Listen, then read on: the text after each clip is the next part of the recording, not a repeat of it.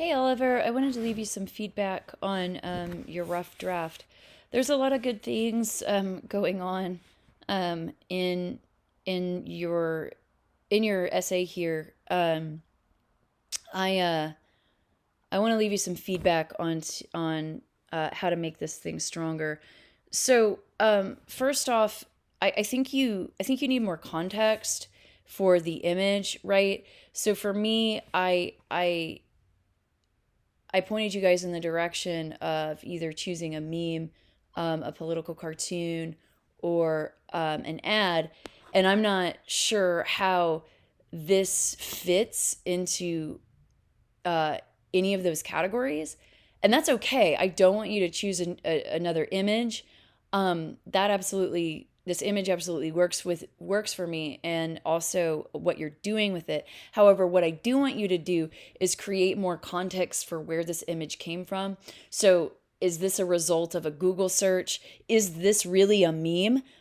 Because you have this title here, and I can't tell if this is something that you wrote right here or if this was a text that originally accompanied the image, right?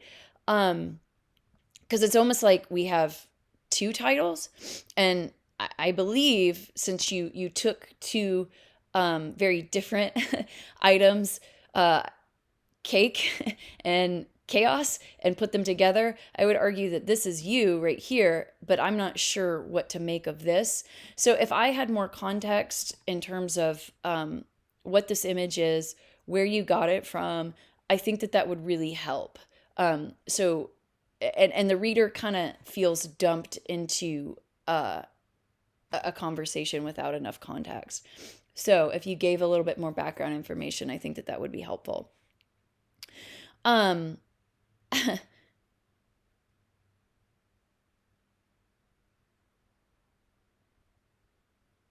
I like your description here. I'm reading through this. And I think that you have a good start for your thesis, but I think that you need to clarify some of your vague ideas here. So you say, despite this collection of atrocities that have no meaning, the goal of it is crystal clear. It is to hurt people who value peaceful organization. I'm sorry. I'm sorry. I like it. I think it's funny. Um, I think I get what you mean here, but you need to anchor your ideas in more concrete ideas. So the goal of what is crystal clear? Do you mean the image? Do you mean the meme maker? Um, and you say it is to hurt people. What is the it in this case? Is it the image itself? Is it the irregular cuts? Is it the gross color? Right? And I like this because why I laughed so much is I think you've identified organization. Oh, sorry. I'm sorry. I think you identified audience quite well. It's just the vague language in your thesis that you need to clarify. Again, that's really important in a thesis statement so the reader knows exactly how you're unpacking the image. I really like the fact that you brought in a clear definition of chaos because the reader can see what you want to do is kind of use this definition as a lens to unpack what's going on in the image. I think that you walk away from this definition too quickly. So it almost feels like this where it says so far should be its own paragraph. And what you need to do is spend a little bit more time taking your definition and incorporating it into your analysis. So in other words, you need to respond directly to this definition, why you brought it in, how you're going to be using it, and how you're responding to it. And then I think you can jump back into your description. Um,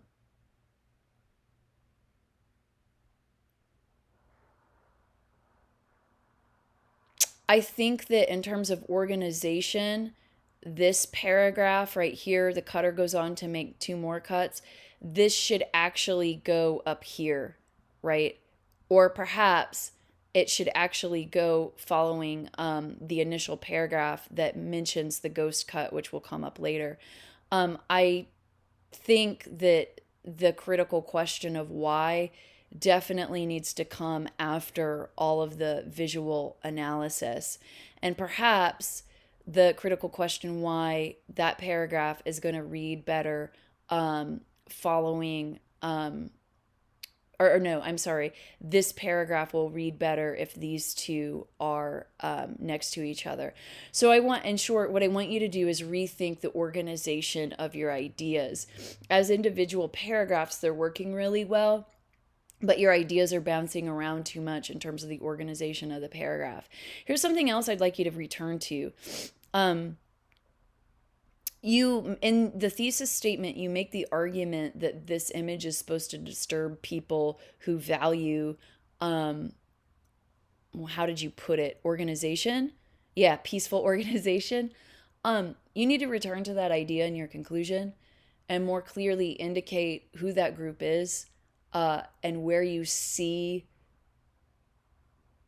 evidence of that kind of thinking, that kind of philosophy in day-to-day life, and why images like this might be important for this group to kind of disrupt their ideas of peaceful organization and clarity.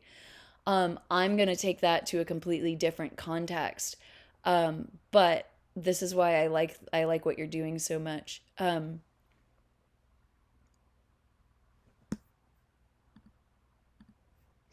We, meaning the United States, lost one of our great civil rights leaders this year, Representative John Lewis. You likely heard about his passing. He was one of the lead organizers during the civil rights protests of the 1950s, and one of his philosophies is that young people need to get into trouble, but he argued that it needs to be good trouble, right? It needs to be productive trouble, and I think that there is something to what you are saying, because one of the things that John Lewis is arguing is that I think that kind of disrupting how we organize things, or disrupting the rules when they are clearly counterproductive, unfair, unethical, is a good thing, right? So we all want peace. I hope.